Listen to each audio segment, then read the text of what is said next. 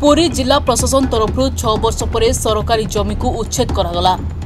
2019 मसीह होइतिबा funny बात्यारी Pipili block जोशुआपुर panchayat रे थिबा RI office भांगी जिबा परे ए जगह को जबरदखल करने सहित होटेल समेत अनेक दुकान करी सरकारी जगह को निज अख्तियार को नहीं किछि असामाजिक लोक।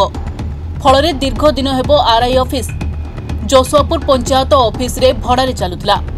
अनेक थर टेंडर होइतिबा बेले मध्य सरकारी जगार हो पारु नथिला आरआई ऑफिस, जा फल कि सरकारी कार्य बाधा सृष्टि होइतिला। टेंडर माध्यम काम को आरंभ करने प्रयास करुथिबा बेले किछि असामाजिक व्यक्ति नूतन आरआई ऑफिस को निर्माण कार्य बाधा सृष्टि करने सहित सरकारी जगह को निज अख्तियार करी विभिन्न होटेल समेत दुकान मध्य करथिले। किछि दिन तले जिलापालक जनशुणाणी कार्यक्रम में जिला परिषद सभ्य धरणीधर साहू नूतन आरआई ऑफिस को निर्माण पर जिलापालक निकटरे अभियोग पर आज पिपिली पुलिस प्रशासन समेत 2 सेक्शन महिला फोर्स, पिपिली थाना अधिकारी दीपक खंडायत राय, पिपिली तहसीलदार सातशंख फांडी पुलिस को मिलित सहयोग में जबरदखल उच्छेद करा जायछि। आगामी दिन में सरकारी जमी को बेआईन भाव कब्जा रखिथिबा अभियोग आसिले सेगुड़ी शीघ्र उच्छेद कराजिबो बोली तहसीलदार कहछन्ति। जिला परिषद सभ्यों अभियोग को ग्रहण करी जिलापाल शीघ्र पदक्षेप नैथिबारु जिला परिषद सभ्य पुरी प्रशासन को धन्यवाद दैछन्ति। आमर एटा सोबलपुर मौजा प्लॉट नंबर 121, 120 और 123 एठारे आमर 9टा जबरदखल थिला। तो से जबरदखल जोटा हेबो माने उठा हेबो सेतरे आमर आरआई ऑफिस एटा कंस्ट्रक्शन हेबो। सेति पई एटा एनक्रोचमेंट रे बुक हला। 2टा police section 2 section police requisition करा हला।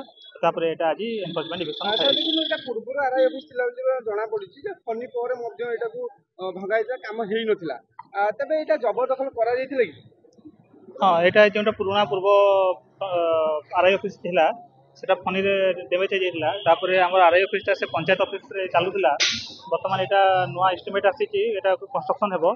सेति पई जे माने जबरदखल करितिले तांकन को हमें एनक्रोचमेंट केस बुक करके तांको हमें जबरदखल उच्छेद कर चाहि। अच्छा, की वर्तमान सुधा आपन स्टाफ माने एते जोग दे? हमर एठारे अछंती हमर inspector of police Deepak sir अछंती, हमर नवकिशोर पात्र सर एडिशनल तहसीलदार अछंती, हमर लक्ष्मी बाबू अछंती सुपरवाइजर। हमर एटा समस्त गोटे मिलित उद्यम रे एटा आज हमें एविक्शन उच्छेद कर। सर्वप्रथम धन्यवाद देवी पुरी जिलार जिलापाल महोदय को एवं पिपिल तहसीलदार को एवं पुलिस प्रशासन आईआईसी टू आरंभ कर सातशंख फांडी अधिकारी पर्यंत एवं आपण मानक धन्यवाद देवी।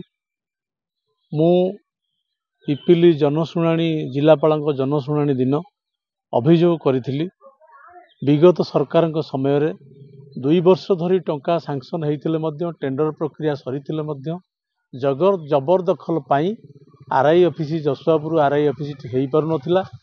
जहाँफल जोशुआपुर आरआई ऑफिस अंडर रे जो माने निर्भर करुले जोशुआपुर पंचायत ग्रामवासी जोशुआपुर पंचायत जनसाधारण हैरान हरकत होते। बहुत दिन धरी पंचायत ऑफिस रे जोशुआपुर आरआई ऑफिस होता। जहा हूँ आज संभव है जोशुआपुर आरआई ऑफिस सुविधा सुजोग जनसाधारण पाइबे। 2019 रे सिटी आरआई ऑफिस थिला, पूर्व आरआई ऑफिस थिला कि? आरआई ऑफिस सेठी थिला, पुराना घर थिला आरआई ऑफिस। गत फनी रे भांगी गला परे सेठी जबरदखल जने करथिले।